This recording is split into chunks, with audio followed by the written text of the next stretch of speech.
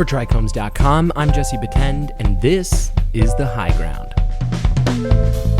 On this show, we talk to leaders of the cannabis industry, CEOs, politicians, farmers. Today, a chef, about the ways that they're influencing the cannabis industry. Lots of people have picked up new hobbies during quarantine, and we at the TRICHOMES team are no exception. Recently, we decided to try our hand at cooking with cannabis in an attempt to answer the age-old question, does combining two great things make them even better? To find out, RJ and I reached out to likely the most well-respected person in this particular area of the culinary world. Today, I'm talking to Chef Matt, whose career has taken an improbable path. His culinary experience began at 14, cooking with his grandmother, but he says his passion for cooking was actually born from an interest in crime.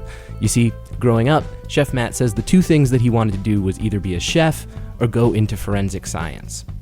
Those experiences with his grandmother eventually led Chef Matt to connect his interest in science with his passion for food, and away from a life of solving crime. His career got its start back in college when he opened a barbecue stand where he fed mostly fellow students, whether they could pay or not. And even then, Chef Matt was aware that food was much more than just a meal.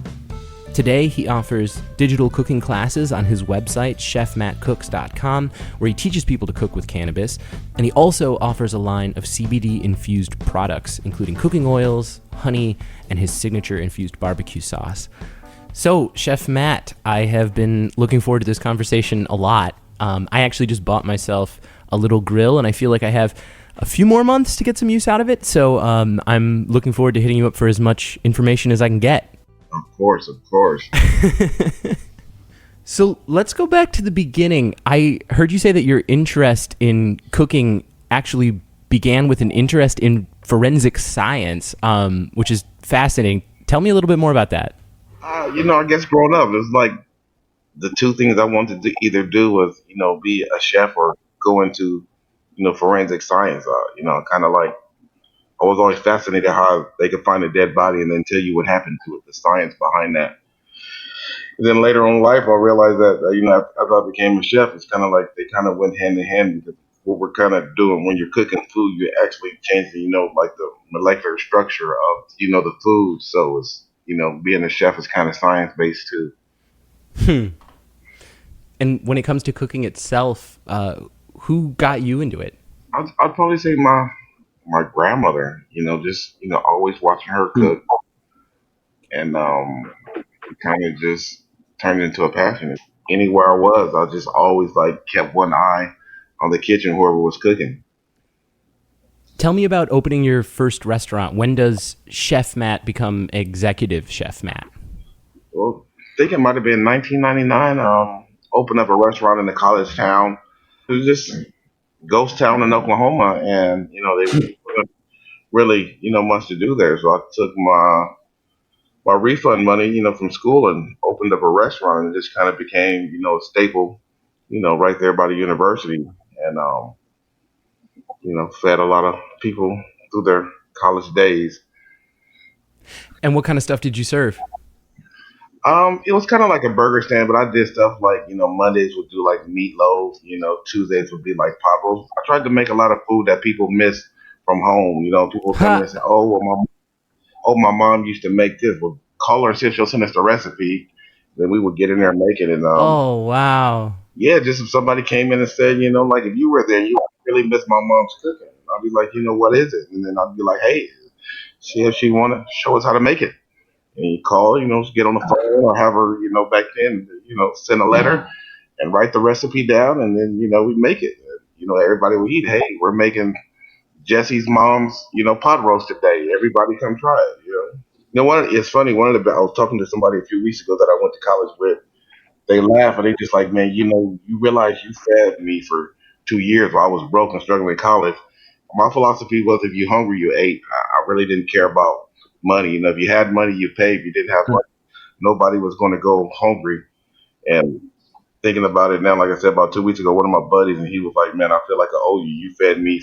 And now he's like the head probation officer for a youth facility. You know what I'm saying? That is so cool. What an incredible idea. Yeah. Did you pick up any really good recipes doing that? Yeah, I mean, yeah, a lot of stuff turned out great. Some people like, man, shit tastes just like my mom, tastes better than my mom's. Wow. Just it was a fun thing to do. People would be like, hey, we're making such and such mom's recipe, and everybody wanted come show up. And I was doing like $5 meals. When I should have been charging 10, but it was like, man, we're in college, everybody's broke. Let's just tell people, pay what you got. You know what I'm saying? That's such a great story. So moving from there to running high-end restaurants as an executive chef, tell me a little bit more about how that happened. So I ended up working for the hotel industry, working for the Hyatt, and it took me around the world. Running their signature buffet restaurants. I ran their teppanyaki Benihana style restaurants. Their Italian their Italian restaurants. Ran the sushi restaurants within the hotel. So I'm very well versed in a lot of cuisines, if that makes sense to you. So from there, you went on to actually open your own catering business. And I mean, I saw a video of you guys. You basically go into people's houses and just help them throw the absolute best party ever. You've catered for politicians and celebrities like Mike Tyson. But I imagine that in some ways it was a big change. So tell me a little bit about how you decided to leave the high-end restaurant industry, and was it a hard choice at all to move away from the professional restaurant environment that you'd been so successful in? Um, you know, I had a contract with them. My contract was up. Came back to LA. I was supposed to go to Dubai to open up another restaurant for another hotel. And one of my buddies from high school hit me up and was like, "Hey man, you're back." And I was like, "Yeah." And he was like, "Man, remember when you used to make cannabis barbecue sauce back in high school?" And I was like, he was like, "I think it's going to be big." And I was like, "Man, I don't know, man. I just came back, from around the world. I'm about to go to Dubai in about 30 days, And he was like, "All right, well, think about it. I'm going to swing by." And one popped up about a week later and brought me like a hefty bag full of cannabis, buds and trim. And I started exploring and playing with it, threw it in some olive oil and, let it simmer and, agitated it and strained it. And I was putting stuff like on Facebook and Instagram. I kind of just came out about this time. It wasn't really the platform that it is today. What happened was a lot of people started hitting me up, and one day I had like 4 or 5 people that wanted me to be in one place at one time, and I was like, it's impossible. And my mom was like, "Why don't you just sell the stuff that you're making to infuse the food, and people can make their own food?" And I was like, ding, a light bulb went off.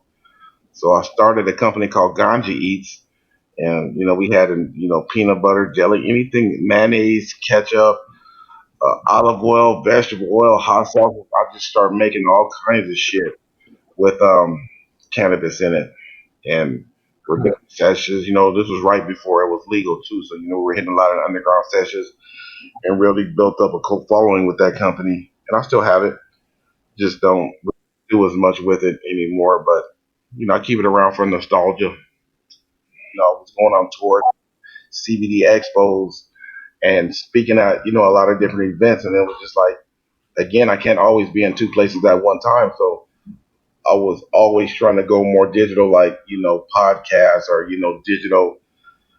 digital cooking classes and everything. That's kind of like I was explaining to people, and people just couldn't get it. And then when COVID hit, everything had to shift. And they'll say people came back to me and said, "Hey man, I remember you were already trying to do this before COVID, and now everybody's forced to do it." So it all like transitioned for me perfectly because this is what I wanted to do. Like, you get what I'm saying?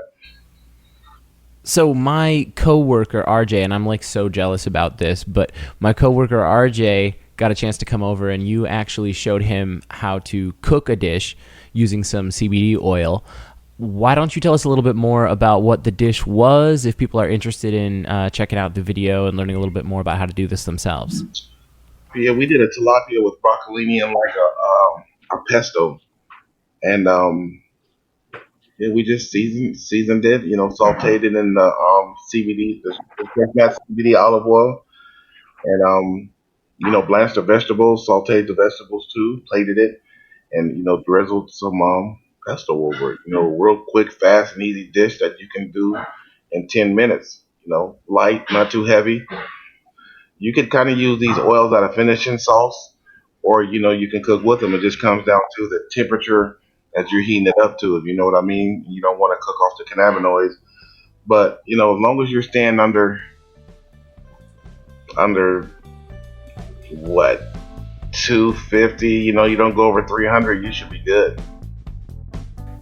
Chef Matt is the CEO, executive chef, all of the above, Right. of chefmattcooks.com. You can check out the website to get access to his cooking classes, as well as find his line of CBD infused products if you want to try your hand at cooking at home. Also, if you head over to the TRICHOMES community page, you can find a video we put together of TRICHOMES host RJ paying a visit to Chef Matt's studio, where he demonstrates cooking with cannabis for us. And we also have the recipe posted on trichomes.com if you want to try replicating it for yourself. You can find more cannabis industry reporting at trichomes.com, as well as more great shows like this one. If you're a member of the cannabis community and you have a story you want to share with us, reach out. You can reach the show at highground at trichomes.com. Please take a second to subscribe to the podcast and write a review. It really helps others find the show. You can also join the discussion with industry insiders and get your voice heard by joining the community at trichomes.com and following us on all social media. The High Ground is produced by David Fortin. I'm Jesse Batend. Thank you for listening.